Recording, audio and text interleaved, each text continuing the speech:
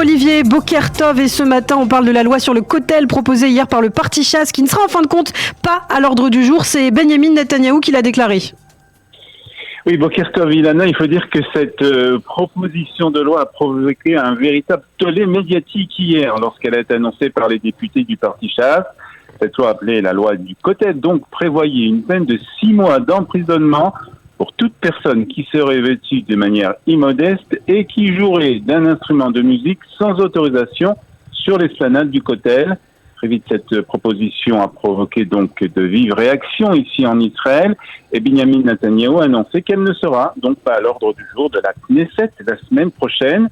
Le statu quo au Kotel qui nous est cher sera préservé, a déclaré le Premier ministre. Il a assuré que la loi ne sera donc pas à l'ordre du jour et ce en accord avec tous les responsables de la coalition, même si elle était présentée, ce serait dans des clauses sur la tenue vestimentaire et les instruments de musique qui ont été écrites il y a 40 ans et qui ne sont acceptées par personne, a-t-il ajouté. Un chiffre ce matin, cette semaine, Olivier, plus de 20 000 personnes ont été tuées dans le double séisme à la frontière entre la Turquie et la Syrie et la délégation de secours israélienne continue, elle les recherche. Oui, elle a réussi déjà à retrouver 17 personnes qui étaient sous les décombres de ce terrible tremblement de terre. L'unité de sauvetage de l'armée israélienne continue donc de travailler sans relâche pour essayer de retrouver des survivants, même si les chances se réduisent au fil des heures qui passent. La délégation qui était censée construire un hôpital de campagne dans la zone sinistrée exploitera à la place un établissement déjà existant. Et parmi les victimes de cette catastrophe se trouvent notamment des responsables de la communauté juive d'Antakya. Oui, cela faisait 3 jours que l'on était à la recherche de Shaul Genoudi et de son épouse, des responsables de la communauté juive d'Antakya. Leur maison avait été complètement détruite par le terrible tremblement de terre survenu donc dans la nuit de dimanche à lundi. Et puis la communauté juive en Turquie avait fait part de son inquiétude relative au sort du couple. Un groupe de soldats de Tsahal et de volontaires de Zaka l'ont finalement trouvé. Comme on le craignait, Shaul Genoudi et son épouse n'ont pas survécu. Un travail de plusieurs heures dans des conditions très difficiles a été nécessaire pour les retrouver.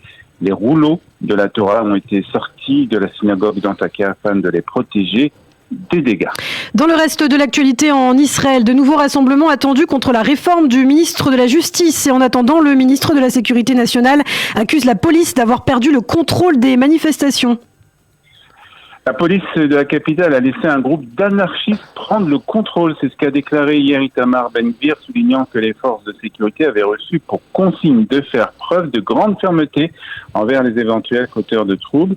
La police de Jérusalem a été convoquée, le chef de la police de Jérusalem a été convoqué par le ministre de la Sécurité nationale et a vivement été réprimandé par Itamar Ben-Gvir. Le commandant de la police, Kobi Shaplai, a lui apporté son soutien au chef de la police de Jérusalem et regretté que le ministre de la Sécurité nationale ait réprimandé publiquement ce dernier au lieu de réclamer une enquête interne. Le rassemblement qui a réuni hier soir plusieurs centaines de personnes a débuté devant la résidence du Premier ministre à Jérusalem et s'est poursuivi dans le centre de la ville. 2 manifestants ont été arrêtés par la police. Et justement, c'est dimanche, Olivier, que seront présentés 2 projets de loi de la réforme judiciaire que désire mener le gouvernement israélien. Il s'agit de 2 lois essentielles de cette réforme judiciaire ou révolution judiciaire. Cela dépend de quel côté on se situe. La première est un contrôle concernant la limitation du contrôle judiciaire permettant à la Knesset d'adopter une loi que la Haute Cour de justice a annulée. Et puis la seconde proposition est une loi qui permettrait à Aryeh Deri, chef du parti Chasse, de revenir au ministère de la Santé et de l'Intérieur. Ces propositions de loi feront l'objet d'un débat dimanche au sein de la commission des lois de la Knesset. Si elles sont validées, elles seront proposées au vote des députés mercredi prochain.